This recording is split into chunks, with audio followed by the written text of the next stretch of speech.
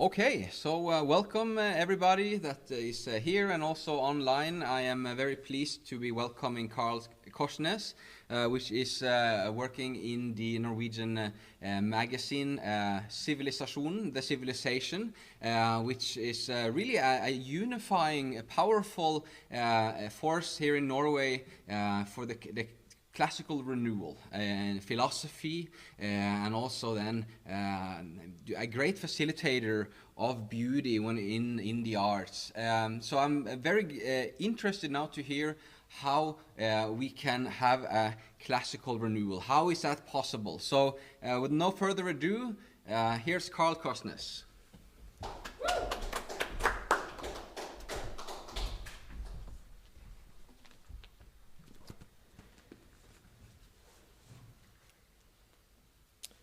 Yeah, great. Thank you very much. So I will talk about how we can have a classical renewal in today's society, where we are surrounded by, unfortunately, much ugliness, more ugliness than we would like, and much bad craftsmanship and many useless objects. It sounds perhaps a bit negative, but I will try to have a positive attitude towards this.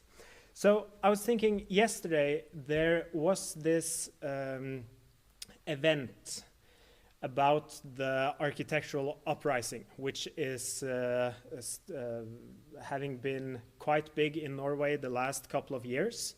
They fight for, or they try to lift the consciousness about classical architecture, arguing that we need more classical architecture, which is amazing. It's great.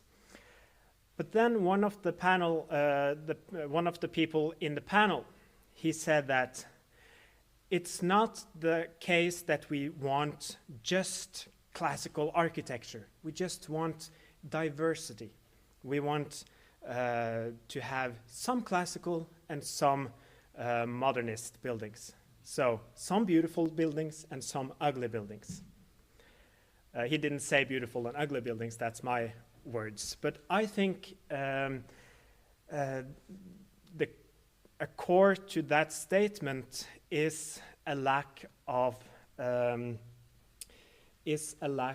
confidence, actually, when you make the argument of diversity instead of arguing strictly for what you really want. And that is my main outtake for this talk, is to gain confidence in what you believe in the classical culture, in beauty. So you can compare that to the environmental movement which is going on right now. I think the environmentalists today is a great idol to follow, because they are a really successful movement. So compare that statement that we don't want just classical buildings, we want diversity, we want something of that and something of this. Compare that to, I think it was yesterday or today, there was this new research showing that there is a decrease in the emission of greenhouse gases in Norway. The response from the environmentalists was, don't be fooled. It's positive news for the environmentalists, but they take it one step further and say it's not enough. We want more, because they have confidence in what they believe in. And I think that's crucial for making a movement, to have this confidence. And the way to get that confidence, I argue, is to get more insight into the philosophy behind what you believe in. So in order to get that confidence, I argue, you need some insight into the underlying philosophy behind it. And that is how you change culture, and that is again, in the later step, how you change the politics. So, for instance, there was one politician in Norway who was a believer in the classical art, in the sense that we need more classical art today, and classical music, classical painting, classical architecture are being discriminated against, which I would argue is the case. And she asked this formal question to the Minister of Culture, saying that, is it so that, and the phrase that the politician used was that figurative painting, that figurative art is being discriminated against when the state, the government, is handing out culture, handing out the budget. And that was easily answered by the Minister of Culture, pointing to modernist figurative works that had been supported. For instance, pointing to photography, stating that that was figurative. And to other really modern, like you can take Andy Warhol or some other modernist artists, and pointing to, well, that is also figurative. So to get this bigger a greater understanding of what you actually argue for. So central questions then are, when you want beauty, for instance, which is a core topic for this gathering, what do you really want when you ask for beauty? And why do you want it? What is the value of beauty? And what are the values that are against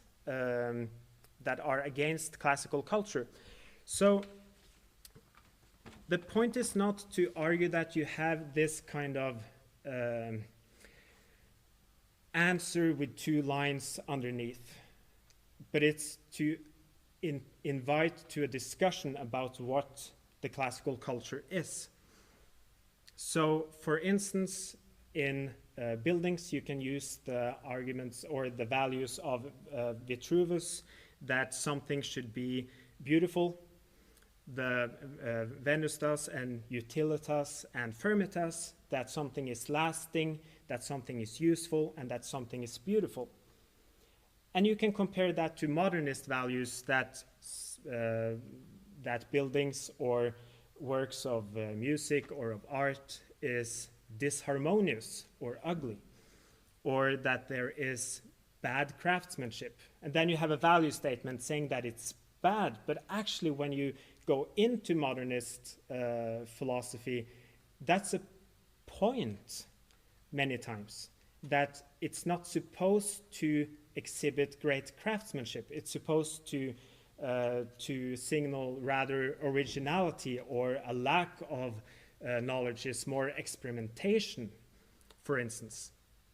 And also actually a sense of uselessness, that the objects are supposed to be useless instead of being useful. And then you can go into beauty, for instance, arguing for the sense that that beauty has some kind of a need, that it has a psychological need or something like that. So compare that to, again, the environmentalist movement.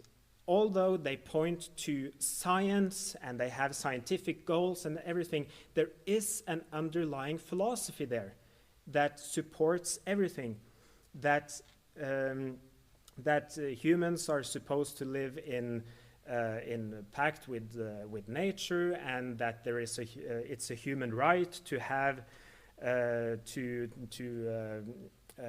leave the earth in a better condition than when you came here, and everything there. I will not go too far into that, but there is an underlying philosophy, and the environmentalists, I argue, are aware of those, and it's central for their movement.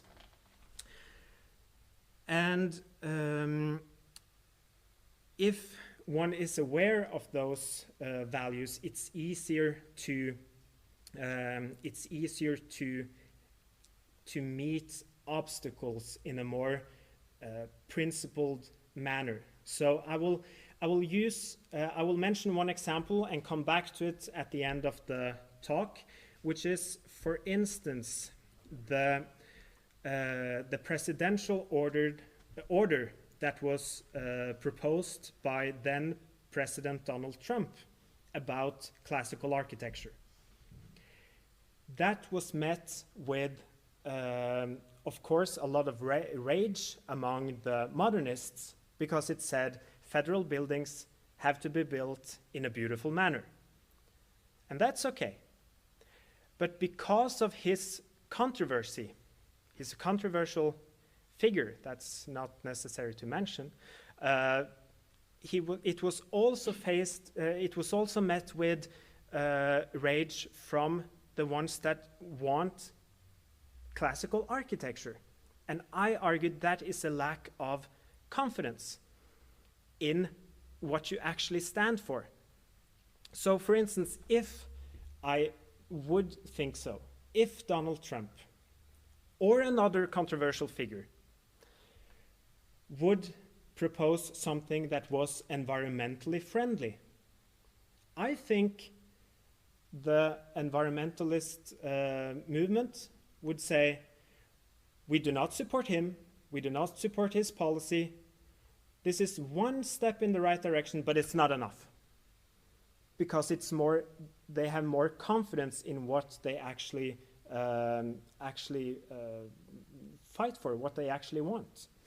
And so that, of course, requires a lot of study and gatherings like this and everything. I will just go through briefly some philosophers that I think are crucial to know more about, and just outline some basics of them, and then go back to the controversial example. So, for instance, there is one philosopher, Hegel, who has been crucial in defining what we call, or what he called, zeitgeist. And he defines progressive evolution as the spirit of time, that there is a progress. And artists and artworks, as well as everything else, necessarily reflect the culture of their time. That is central to his philosophy. And although he was not, of course, a modernist in himself, I'm sure he appreciated classical works, but the way his philosophy has been used by the so-called Hegelians, which is everything from Karl Marx to Arthur Danto or other thinkers, is that a work of art is supposed to reflect the time that it has been made in. And he also argues that after the Lutheran Revolution, the Lutheran Reformation, faith alone took over, meaning that classical art as a mediator of the large questions in life, the eternal questions, had now outlived its usefulness. That was no longer the role of art, that was the role of faith alone. And what is then the role of art, if it's not supposed to convey those eternal human questions, feelings? Then it becomes something more mundane, something everyday of this time. So then you can see the results of that after a couple of 100 years, is, as we can see in the art world today, a lot of art being comments to politics of today, often a bit ridiculing, a bit ironic, and if you see the work 20 years later, when people have forgotten that political big hype that was, it's no longer as relevant. And then there is the philosopher Immanuel Kant with his critique of judgment. And he writes about the genius, which is very interesting, and which was this, I don't know what was the thing, but the topic of the genius was so popular. Everyone wrote about it, all philosophers after and also before Kant, but he was the major figure about what makes a genius, meaning like a really, really talented person. And instead of then taking the more classical approach from the ancient Greeks, was that, well, they have a really good sense of craftsmanship or knowledge about what they do. He defined it as something it's beyond explanation. And therefore, he defined it as being beyond explanation, which is very radical and in not a positive way, not radical in a positive way, but radical in the sense of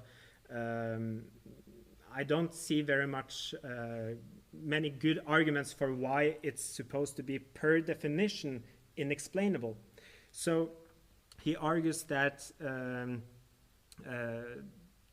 the genius almost fumbles his or her way into the work, experimenting.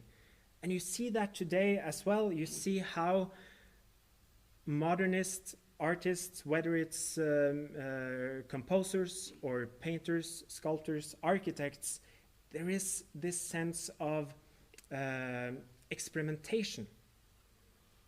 And then again, it's not the sense that things are black and white, that there is, okay, if it's a craftsman that knows his craft, and then there should be no experimentation.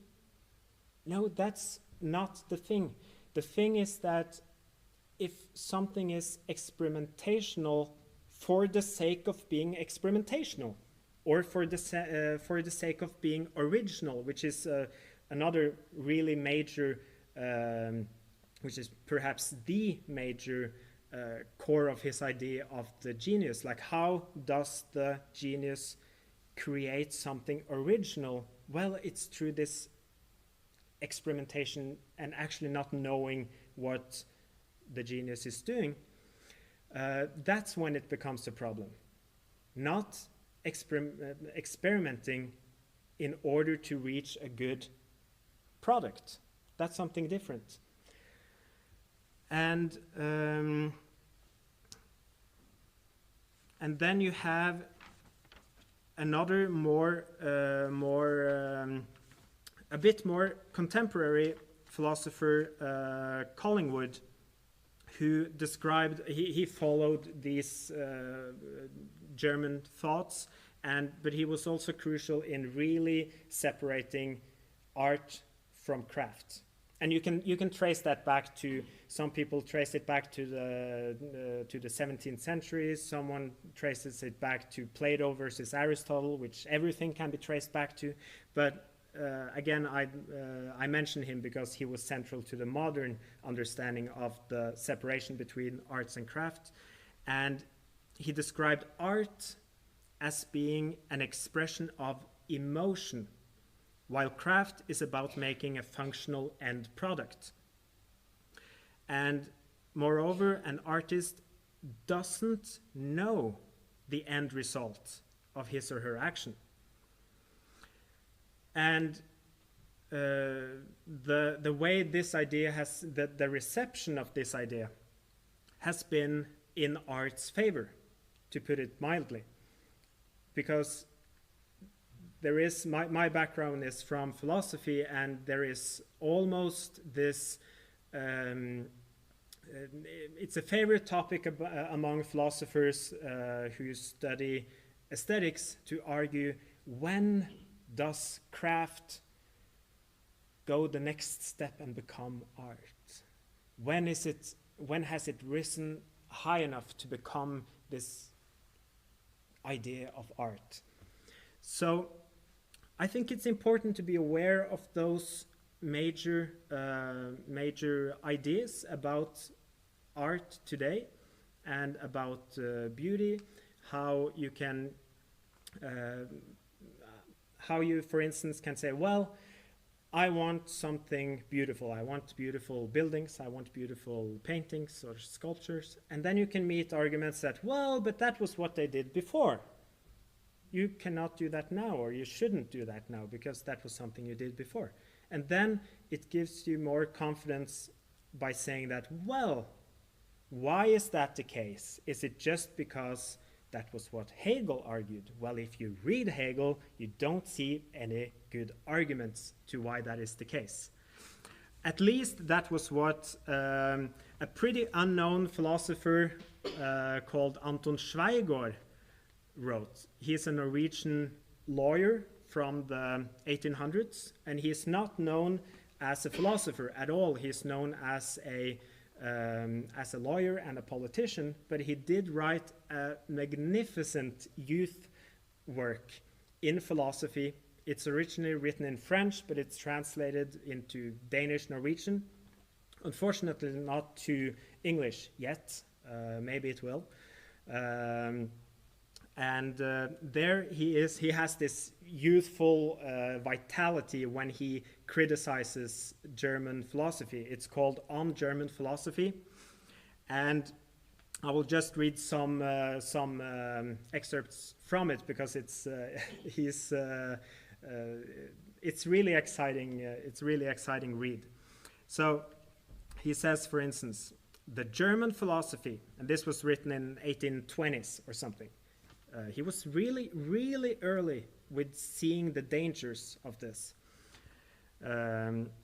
Dangers in the sense of how it would make the culture less beautiful and less classical.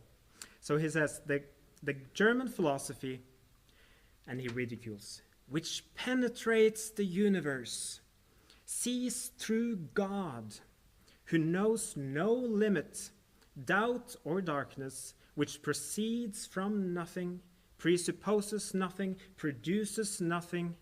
This philosophy with the great promises and the eternal introductions, this philosophy which corrupts the language and destroys the thinking, and which is scholastic in its essence, a mere and bare philosophy of words. And he goes on like that for for pages. It's very entertaining, but there is a core there too, because he was a really, really smart guy, like a wonder child, and he argues that it's not based on any empiric studies, any arguments. It's basically saying that, for instance, if you take Hegel, saying that zeitgeist is the progressive evolution as the spirit of time, and that artworks necessarily reflects the culture of their time, period. Like, that's how it is, because I know that. And Schweigård, he continues about the Hegelians. He argues that the Hegelians denote the doctrine of their opponents by the term non-knowledge. They pretend that they do not recognize the authority, basis, and method of their objections because the mere fact that they have not accepted the dogmas of the Hegelians. And it judges them guilty of non-knowledge, of spiritual blindness. And it might sound harsh, but it's basically true. Because when you try to argue against that, when Arthur Danto, for instance, says that, and he has stated that it is impossible, not that it's not should be done or anything, it's impossible due to zeitgeist to paint a universal painting today, after Luther. Then if you argue against that, it's like, well, but you don't understand the Hegelian philosophy. So to gain knowledge about this is crucial, I would argue.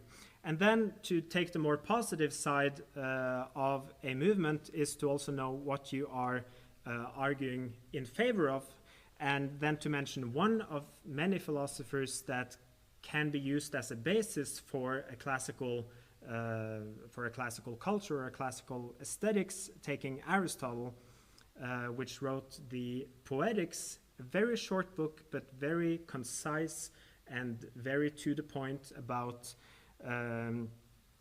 he writes about poetry and the poet, but you can take the arguments and use it for poetic or classical painting, sculpture, music, whatever, almost. He argues that they engaged in mimesis, or mimesis, or how you pronounce it, which is a form of imitation or representation, not in the sense of creating something that is entirely photographically similar.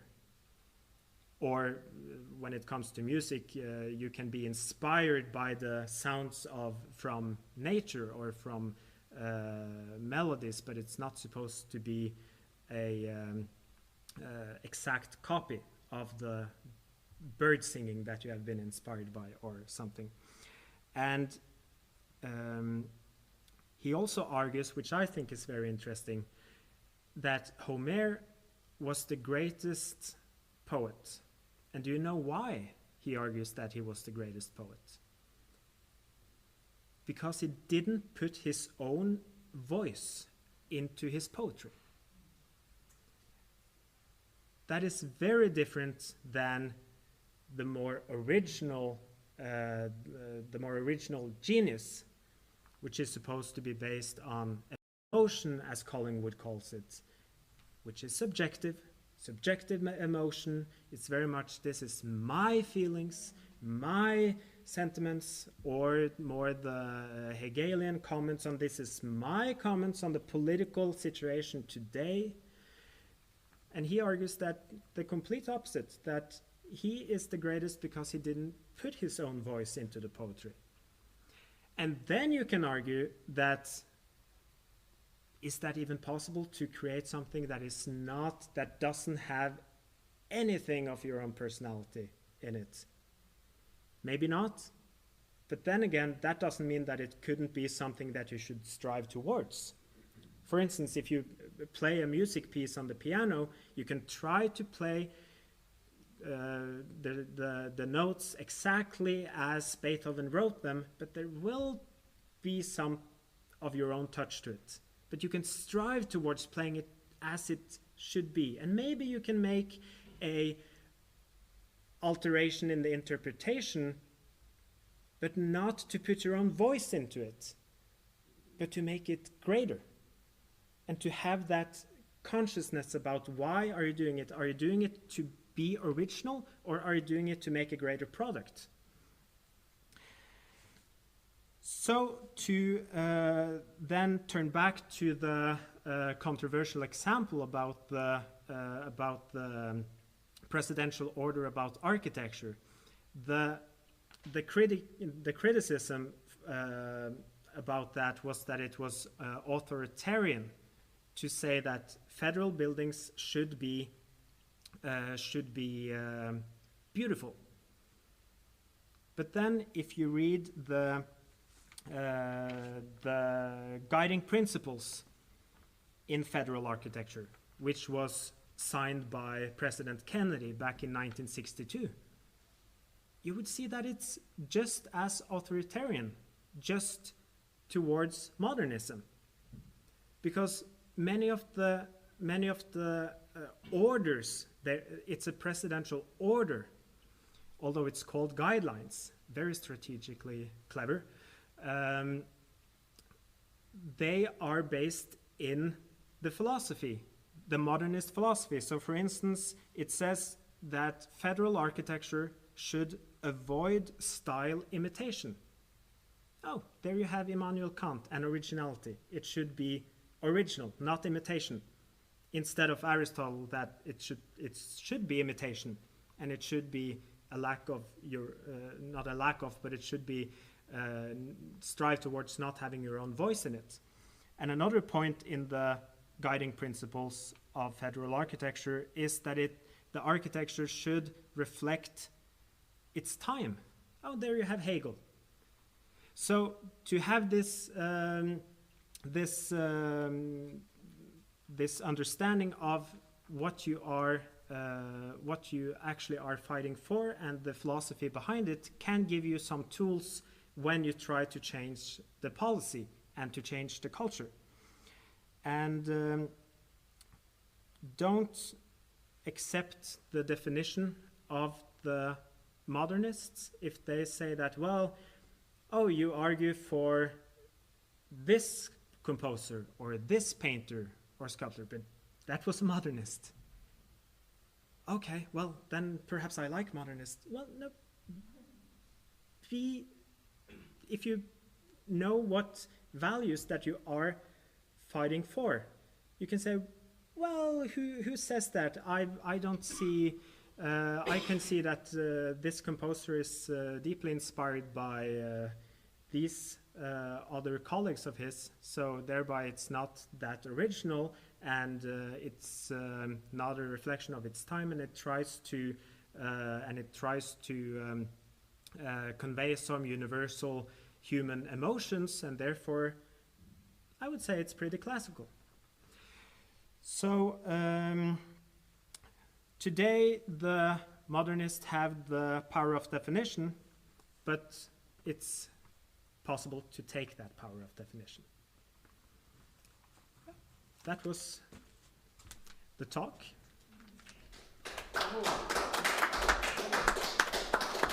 Thank you very much, Carl. I really appreciate your thoughts there, grounding the thoughts in one of the slogans we used on podcasts, and also heard with people on Cave of Apelles, with that beauty is not enough. There needs to be a grounding. There needs to be a meaningfulness. There needs to be something deeper to truly to have the power to transform. And we want to see if there's anybody who has a question for Carl. It's we see an applause there. If anybody has a question for Carl, we can do that briefly at the end here now. And if there's anybody in the audience who's any specific to ask, it will also be possible to contact later in the community, and we can see if we can get things clarified.